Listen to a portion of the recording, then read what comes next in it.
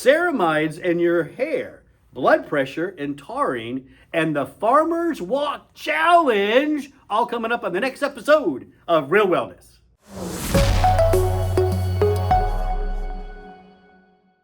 Ceramides. You ever heard of those? They could be the secret to healthy skin and hair. Ceramides, that's kind of the fancy name for saying ceramides. Ceramides. I think most people know it that way. Phytoceramides, these plant-based lipids. Yeah. And, a lot of people, many of them, like a great source is wheat. Yes. And a lot of people think, well, I can't do ceramides, or I can't do the creams or the pills with ceramides because I'm allergic to wheat or something. It's really not the allergen of the wheat. It's pure oil. Right. Most of the wheat allergies is the protein. Yeah. And these are the lipid components. Of course, if you, maybe you should stay away, Dr. Mike. Maybe we should give our disclaimer. Talk to your doctor. But technically, it's the oil, right. not the... All right. But anyways, moving on. Why are we talking about these? Well, ceramides are a part of a class of fats that play a big role in, I think a good way to explain it in the skin is the brick and mortar. Yeah, well, that's nice because that's better than me saying the glue. Yeah, when you're putting bricks together, you got to have your cement or the mortar, and they connect. So your ceramides and other fats are in there too. Yeah, Robson has a graphic. Robson, let's show that animation, I think. And as you can see there, you see the skin cells, and then you see, to me, it looked like caramel. Remember, I thought these were cookies. He did. It goes over, and the ceramides go over those skin cells, get into the crevices, and they lock in moisture. One of the biggest reasons our skin ages is transdermal water loss. So true, Dr. Mike. And that happens because those ceramides kind of start to break apart and crack. Yes, and these ceramides, they comprise about 50% of your skin lipids, and they're produced naturally inside of the body, but we can also get them from plants, which is kind of what we're talking about in the research that we'll review are plant-based ceramides. Right. So you can see the theory, right? If you replenish these ceramides, you're rebuilding that cement. Right. That mortar. Now we're talking about skin, but the study we're highlighting is all about hair. It's in hair too. No, because they're in hair as well. Right. I just wanted to make sure. Skin cells, hair follicles, all of those have these fats that act like glue, cements, just mortar. Major structural component in the hair.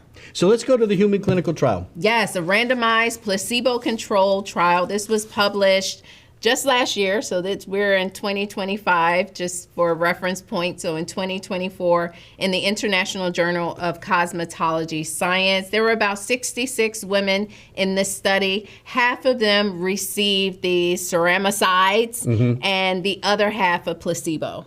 Yeah, and so what they measured, and I have the list right here, hair characteristics, including hair shedding, hair diameter, elongation at break points, hair growth, scalp sebum, and hair density and volume. And they looked at these at 56 days and 84 days. And then what we saw, just kind of fast forwarding to the results, is an increase in the hair density of the hairs that are in the growing phase, that anagen phase, and a decrease in the density in the proportion of those hairs that are in the shedding phase. So more of the hairs are in that growing phase. They're just more dense and just more of that hair. Yeah, and so things like pull, they do, in these hair analyses and tests, they literally pull hair. Yeah, analysis. They pull it, and sometimes they use like a brush that really kind of tangles up, and they pull it out, and you see how much that gets better. Yes, the pull test, there was a reduction in hair shedding from the pull test, improved hair growth, resistance to breakage, increased hair density and volume, all things that I would like to have more of, and as well as reduce hair sebum. Yeah. So this is all check for anyone that wants to support healthy hair. And anyone's important here. The study was in women. That is true. However, men, we have ceramides too. Men, yes, you do. If you're a guy, you can give this a try, right? Well, we saw the results, and men have some other factors involved with their hair loss. No. Androgenic, alopecia. So, If you want to try this and you're a guy, you go for it. Well, if you want to learn more, you can head to lifeextension.com/. You made it that fast. Hair growth. And there's a blog, what are the 14 best hair growth add-ins for women? Again, lifeextension.com/hair growth. And stick around for our Health Watch topic, blood pressure and taurine. Ooh. Hypertension continues to be an ongoing problem for many Americans, but nutritional add-ins can help. Now, Dr. Mike, I think to start, it would be great to just kind of identify optimal or ideal blood pressure levels. The levels, yes. It's 120 over 80, I think, is what's generally recommended. Yeah, that's going to be your general conventional guideline, 120 over 80.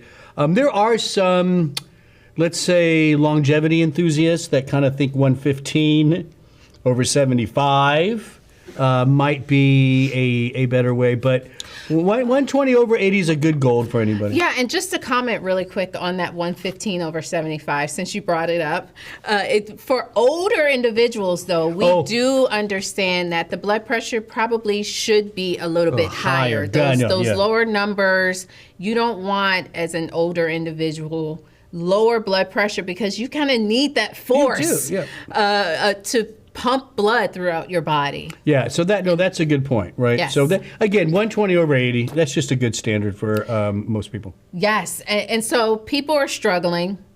They're having the high blood pressure at home, in the office, when they are measuring it all throughout the day, and most often, people are on multiple blood pressure medications. It does. It takes, in most cases, for the average person being treated, it takes 2 or 3 different classes of blood pressure meds. As a matter of fact, we've learned that taking one class, say calcium channel blocker, right?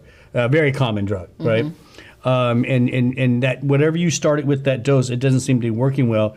It's better not to keep increasing the dose of that, because you got side effects start creeping in. Instead, it's better to add an ACE inhibitor or something else. So you'll see multiple classes for a lot of people. 2 or 3, and then sometimes they add in the diuretic. Sure, and so what we're talking about is a nutrient, taurine, and potentially, instead of adding in another class of medication, maybe if we optimize nutritionally, maybe instead of being on 3 blood pressure medications, maybe just 2. Maybe 2, maybe 1, who knows? So that's what we refer to as the integrative medicine, right? You're trying to find that balance using a little bit of everything, right?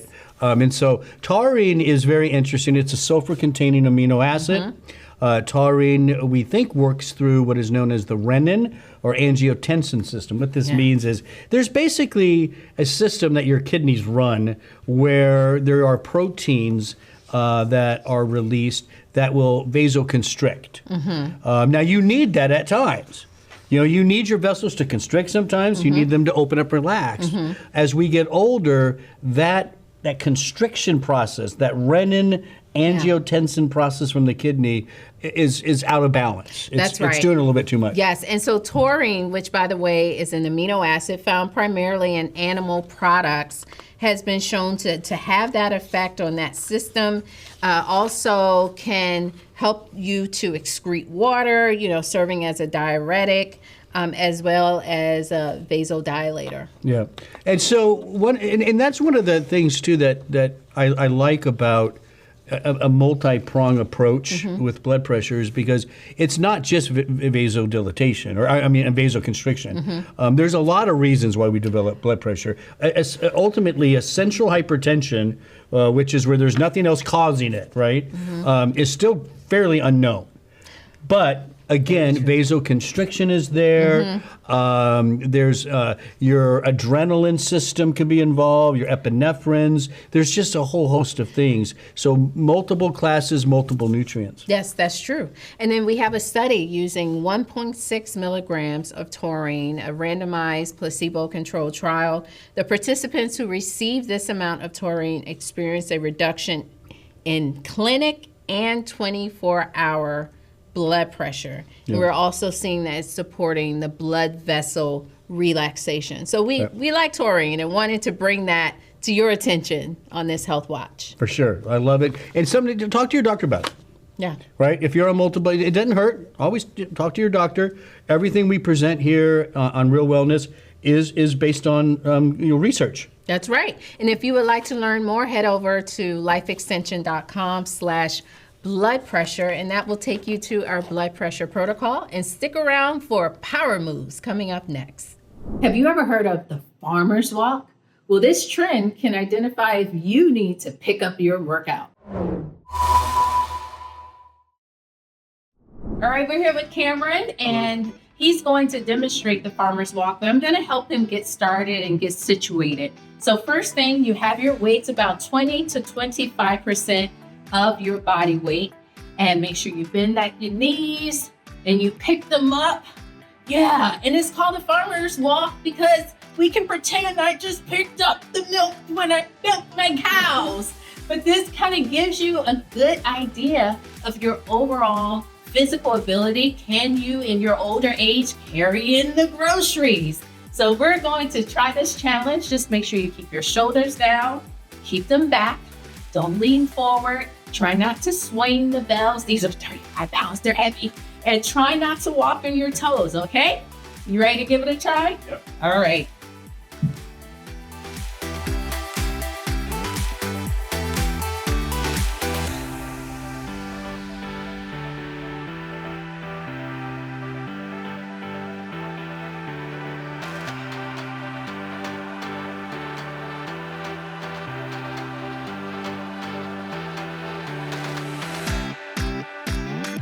Okay, you can turn around and come back.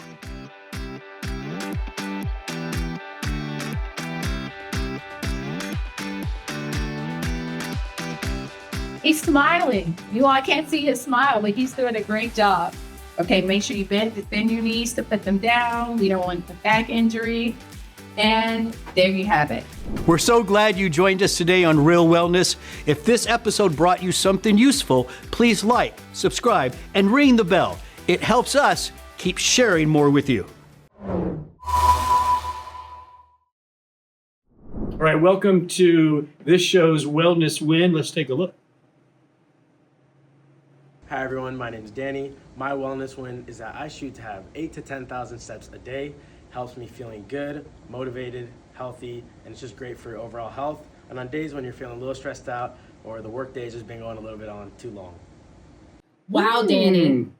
8,000 to 10,000 steps. Oh no. I know you count. Doctor, well, I'm at 2,725. What are I you have a doing? long way to go. Oh no. I love this. To me, this is just, it's about activity. It's about walking. Really? And it's about doing that kind of throughout your day. That's what it is. It's not about the number. So that was me being dramatic. But I know people that they're so caught up in those 10,000, but it's really about movement all throughout your day. And Danny, you are winning if you're reaching that 10,000. I like that. I like that. That's moving a lot. Being active and walking has benefit. Hey, if you want to submit your win, you can email it to wellnesswin@lifeextension.com. And when you're doing that, go to lifeextension.com and use the discount code wellness for $10 off, $50 or more, plus free shipping and handling. And you can watch more episodes at our YouTube channel. And make sure you do us a favor. Click that subscribe button. If we just want to keep the information coming in, that way you won't miss out. And thank you so much again for watching our show, Real Wellness.